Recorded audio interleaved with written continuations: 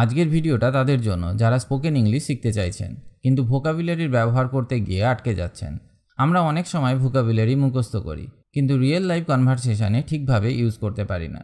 তাই আজকে আমি দেখাবো how to use English vocabulary in spoken English, যেন আপনি ফ্লুয়েন্টলি কথা বলতে পারেন এবং আপনার ইংলিশ আরও ইমপ্রেসিভ লাগে। ভিডিওটা পুরো দেখবেন কারণ আমি শেখাবো কিছু smart techniques, real life examples আর এমন কিছু টিপস যেগুলো ফলো করলে আপনি ডেইলি কনভারসেশনে এই নতুন ভোকাবুলারি কনফিডেন্টলি ইউজ করতে পারবেন। So let's get started. Even মানে এমনকি বা এতটুকু পর্যন্ত। এই শব্দটি কোনো কিছু হঠাৎ বা আশ্চর্যজনক বোঝাতে ব্যবহৃত হয়, আবার কখনো এমফাসিস বা গুরুত্ব বাড়ানোর জন্য ব্যবহৃত হয়। ফর এক্সাম্পল, এমনকি শিশুরাও এটা বুঝতে পারে। Even children can understand this. Even children can understand this. সে এতটাই ব্যস্ত এমনকি আমাকে ফোন করতেও ভুলে গেছে। He is so busy he even forgot to call me. He is so busy he even forgot to call me. আমি এমনকি খেতে পারিনি। I couldn't even eat. I couldn't even eat. Ever মানে কখনো বা কোনো এক সময়ে, সাধারণত প্রশ্নে, নেগেটিভ সেন্টেন্সে এবং কিছু বিশেষ এক্সপ্রেশনে ব্যবহৃত হয়। ফর এক্সাম্পল, তুমি কি কখনো লন্ডন গেছো? Have you ever been to London? Have you ever been to London? আমি কখনো এমন কিছু দেখিনি। I have never seen anything like this. I have never seen anything like this. সে কি কখনো দেরি করে? Does he ever come late? Does he ever come late? Except মানে ছাড়া, এমন কোনো কিছুকে বাদ দেওয়ার সময় ব্যবহার করা হয়। ফর এক্সাম্পল, সবাই এসেছে রাহুল ছাড়া। এভরিওয়ান কেম এক্সেপ্ট রাহুল। এভরিওয়ান কেম এক্সেপ্ট রাহুল। আমি সবজি খাই পেঁয়াজ ছাড়া। I it all vegetables except onions. I it all vegetables except onions. আমরা সবাই একসাথে গিয়েছিলাম সে ছাড়া। We all went together except him. We all went together except him. From মানে হতে বা থেকে। কোনো কিছু সোর্স, অরিজিন বা শুরু বোঝাতে ফ্রমকে ব্যবহার করা হয়। যেমন, আমি ঢাকা থেকে আসছি। I am coming from Dhaka. I am coming from Dhaka. সে সকাল 8টা থেকে কাজ করছে। He has been working from 8 AM। He has been working from 8 AM। এটা লন্ডন থেকে পাঠানো হয়েছে। It was sent from London. It was sent from London. Inside মানে ভিতরে। ইনসাইডকে ব্যবহার করা হয় যখন কোনো কিছুর ভেতরের অংশে থাকে বা থাকে বলে বোঝানো হয়। যেমন, সে ঘরের ভিতরে আছে। She is inside the room. She is inside the room. বাক্সের ভিতরে একটা বই আছে। There is a book inside the box. There is a book inside the box. Into মানে ভেতরে বা কোনো কিছুর মধ্যে প্রবেশ করা। ইনটু বোঝায় কিছু একটা জায়গার ভেতরে প্রবেশ করছে বা ঢুকছে। এটি একটি গতি নির্দেশ করে। যেমন, সে ঘরের মধ্যে ঢুকছে। He is going into the room. He is going into the room. পাখিটা খাঁচার মধ্যে ঢুকে গেল। The bird flew into the cage. The bird flew into the cage. Near মানে কাছাকাছি। নিয়ার ব্যবহার করা হয় যখন কিছু বা কেউ আর একটার কাছাকাছি থাকে কিন্তু স্পর্শ করছে না। ফর এক্সাম্পল, স্কুলটি আমার বাড়ির কাছাকাছি।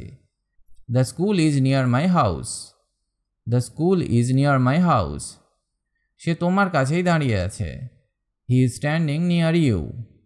হি is standing near you. Never মানে একেবারেই না বা কখনোই না।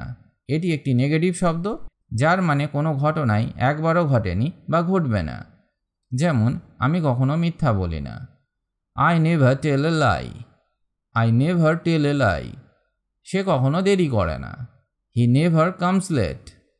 He never comes late. Onto মানে উপরের দিকে গমন। অনটু ব্যবহৃত হয় যখন কিছু একটা পৃষ্ঠের ওপর উঠে যাচ্ছে বা পড়ছে। এটি গতি নির্দেশ করে। ফর এক্সাম্পল, বিড়ালটা টেবিলের ওপর উঠল। The cat jumped onto the table. The cat jumped onto the table. সে বাসে উঠে গেল। He got onto the bus. He got on to the bus.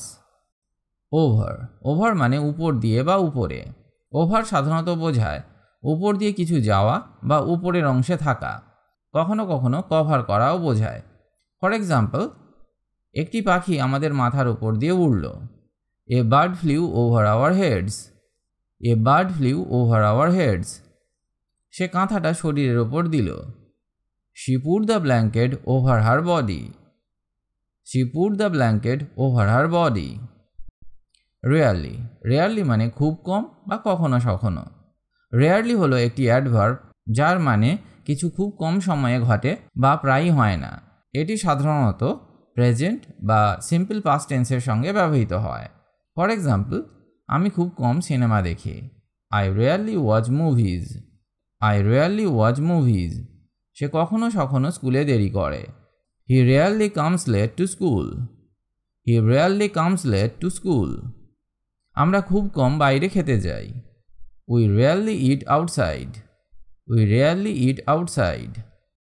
Some, some মানে কিছু, কেউ কেউ বা কিছুটা। সাম হলো একটি ডিটারমিনার এবং প্রোনাউন যা অপরিমেয় বা অল্প সংখ্যক জিনিস বোঝাতে ব্যবহৃত হয়। ফর এক্সাম্পল, আমার কাছে কিছু টাকা আছে। I have some money. I have some money. কিছু লোক জানলাটা খুলেছিল। Some people open the window. Some people open the window. তুমি কি কিছুটা জল চাও? Do you want some water? Do you want some water? Was, was মানে ছিল বা হয়েছিল। ওয়াজ হলো ভার্বের টু বি এর পাস্ট টেন্স যা আই, হি, সি, ইট বা সিঙ্গুলার নাউনের সাথে ব্যবহার হয়। Sentence structure: subject plus was plus verb. Tense অনুযায়ী ভার্বের সাথে আইএনজি, নাউন অথবা অ্যাডজেক্টিভকে বসাতে হয়। যেমন, আমি ক্লাসে ছিলাম। I was in the class. I was in the class. সে অসুস্থ ছিল। She was sick. She was sick. বৃষ্টি হচ্ছিল। It was raining. It was raining. Were, were মানে ছিল বা হয়েছিল। ওয়ার হলো ভার্ব টু বি এর পাস্ট টেন্স ফর্ম যা ইউ, উই, দে প্লুরাল নাউন্সের সাথে ব্যবহৃত হয়। এর সেন্টেন্স স্ট্রাকচার হয় এরকম: subject plus were plus verb. এখানে টেন্স অনুযায়ী ভার্বের পরে আইএনজি, নাউন অথবা অ্যাডজেক্টিভকে বসানো হয়। যেমন, তুমি কোথায় ছিলে? Where were you? Where were you? তারা অনেক খুশি ছিল। They were very happy. They were very happy. আমরা খেলছিলাম। We were playing. We were playing. What, what মানে কি বা কি জিনিস। হোয়াট হলো একটি WH ওয়ার্ড যা তথ্য জিজ্ঞেস করতে ব্যবহৃত হয় এবং সেন্টেন্স স্ট্রাকচার হয় এরকম: what plus helping verb plus subject plus main verb. যেমন, তুমি কি করছো? What are you doing? What are you doing? তোমার নাম কি? What is your name? What is your name? সে কি চায়? What does he want? What does he want? When, when মানে যখন বা কখন। হোয়েন ব্যবহার করা হয় কোনো কাজ কখন হয়েছে বা হবে তা বোঝাতে।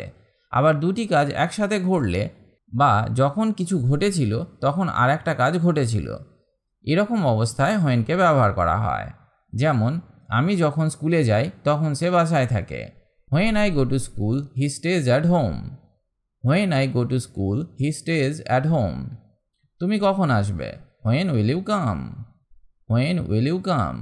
যখন বৃষ্টি পড়ছিল আমি বাসায় ছিলাম। When it was raining I was at home. When it was raining I was at home. While, while মানে যখন বা যতক্ষণ। হোয়াইল সাধারণত এমন দুটি জিনিস বোঝাতে ব্যবহৃত হয় যা একই সময়ে হচ্ছে বা হচ্ছিল।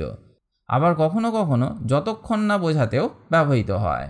যেমন, যখন আমি খাচ্ছিলাম সে গান শুনছিল। While I was eating, he was listening to music. While I was eating, he was listening to music. আমি যতক্ষণ বই পড়ব তুমি টিভি দেখো না। Don't watch TV while I am studying. Don't watch TV while I am studying. With, with মানে সাথে, দিয়ে বা দিয়ে করা। With ব্যবহার করা হয় কারো সাথে কোনো কিছু ব্যবহার করে বা অবস্থায় বা বৈশিষ্ট্য বোঝাতে। যেমন, আমি মার সাথে যাচ্ছি। I am going with my mom. I am going with my mom. সে পেন্সিল দিয়ে লিখছে। He is writing with a pencil. He is writing with a pencil. তুমি হাসি মুখ নিয়ে এসেছো। You came with a smiling face. You came with a smiling face. Within. Within মানে মধ্যে বা নির্দিষ্ট সময়ের মধ্যে।